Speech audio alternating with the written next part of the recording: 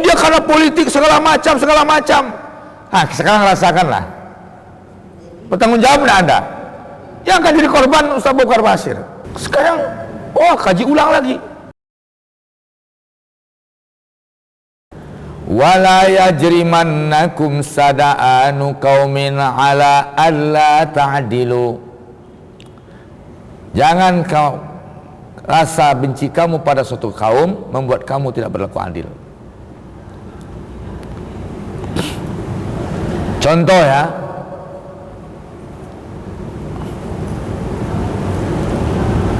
contohnya sekarang kita ini yang kurang berlaku adil.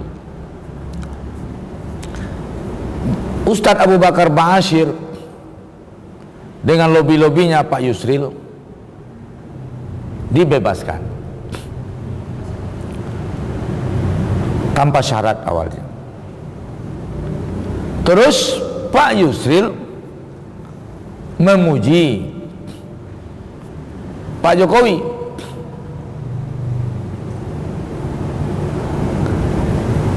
Nah, akhirnya kita ini menyerang Yusril, Yusril sudah cebong, ini mengambil kesempatan dengan membebaskan Abu Bakar Basir begini.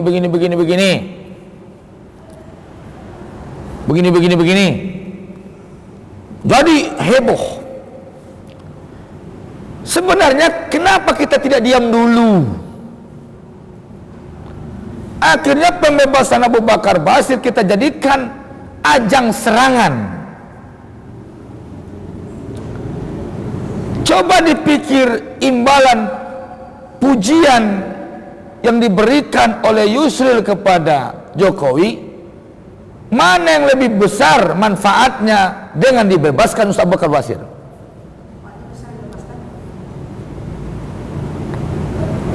Tapi karena kita ini selalu sudah persoalan ini, kacamata kita kacamata emosional politik,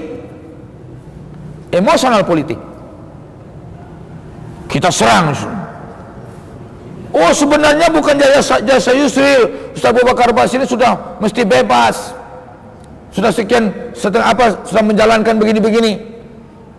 Ini goblok sekali. Kenapa? Karena Ustaz Abu Bakar Basir ini kasusnya kasus internasional, berskala internasional, bukan skala nasional. Kalau tidak piawai meyakinkan presiden akan berhadapan. Presiden itu sadar dia akan berhadapan dengan dunia internasional, dengan Amerika, karena kasus Abu Bakar Basir ini dulunya ditahan di Amerika, tapi ditolak oleh Ibu Megawati. Saya 2 kali hadir waktu itu. Abu Bakar Basir Amir Majlis Mujahidin, saya orang Mujahidin. Saya 2 kali hadir persidangannya, sampai datang kesaksian Feldberg, mantan penterjemah Deplu Amerika, yang bersaksi dalam persidangan Ustaz Abu Bakar Basir. Diterangkan oleh Feldberg ini bahwa datang petinggi-petinggi Amerika kepada Presiden Indonesia meminta agar Ustadz Abu Bakar Basir ditahan di Amerika Serikat. Megawati nggak mau, kata Megawati, jangan terjadi nanti instabilitas karena beliau berpengaruh di Indonesia. Indonesia keamanannya jadi kacau nanti, instabilitas Indonesia. Singkat cerita, ditahan di Indonesia.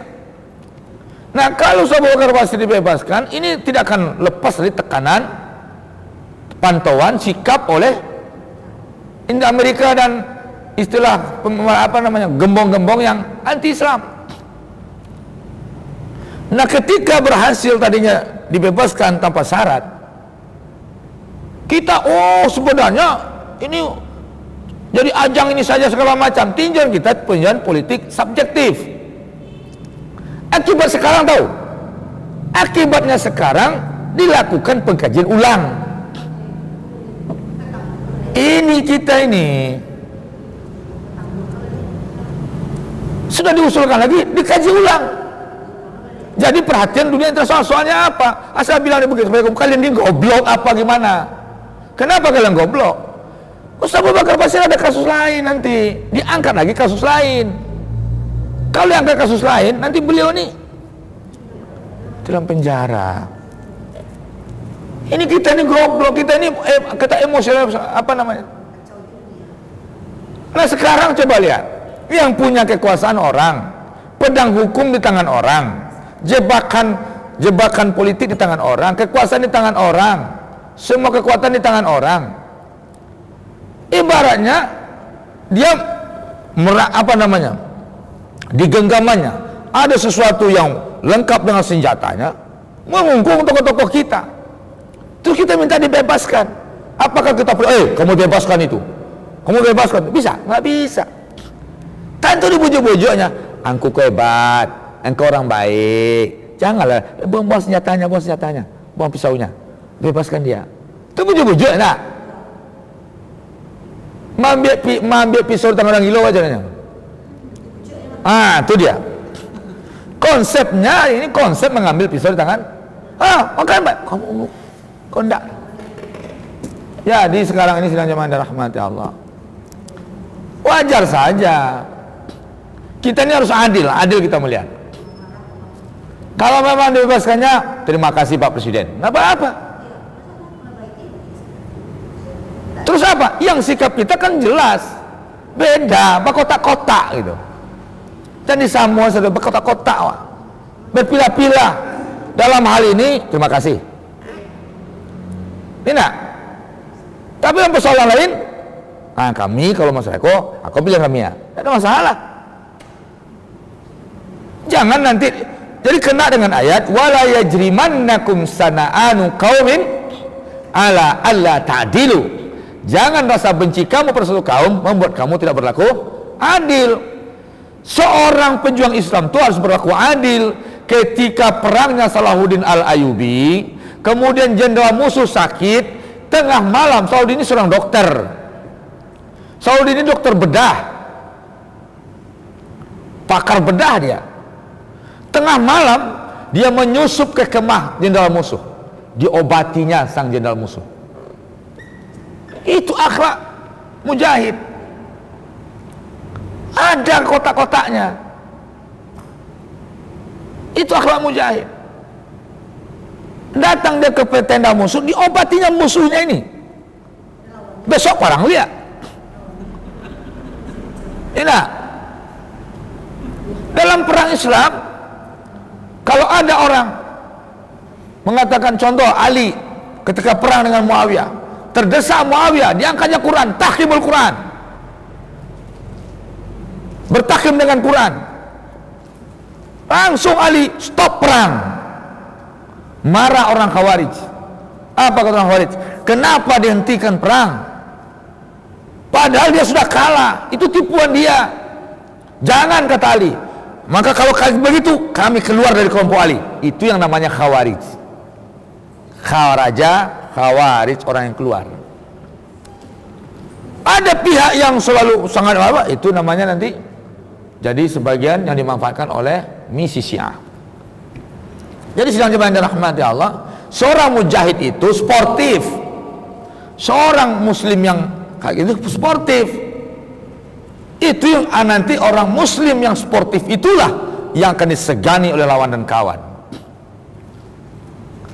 Muslim yang sportif itu yang disegani oleh lawan dan kawan.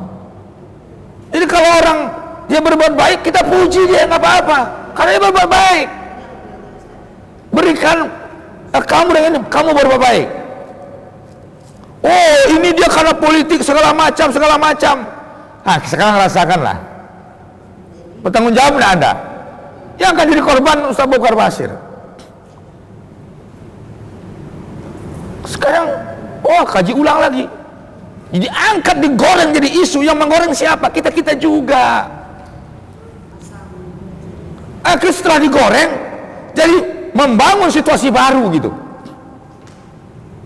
Ini problemnya ini. Memang nggak cerdas. Saya bikin status menyerang semua, saya biarin aja. Memang nggak cerdas. Bagaimana, tidak mudah itu.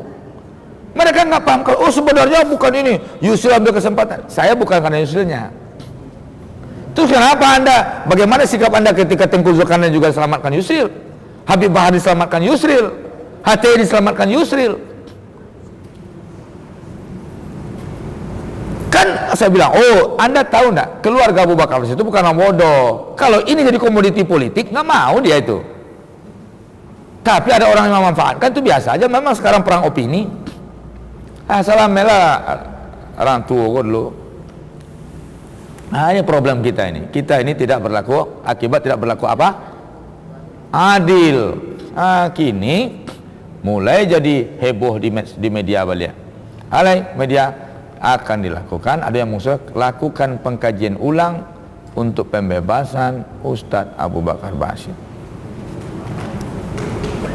Mangawak goreng lo kasus. Ini yang selalu.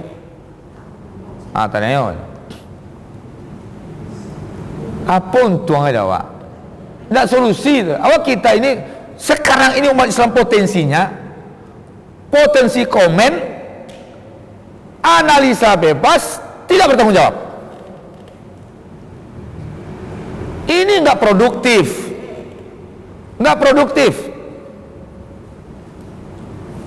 Jadi umat Islam kini nggak produktif ya, alam gaib sebenarnya. Fiksi, fiktif saudara. Kini rasakan gimana caranya lagi. Saya memang gembira tapi kalau ini sedih juga kita. Ini kita itu tidak berlaku adil.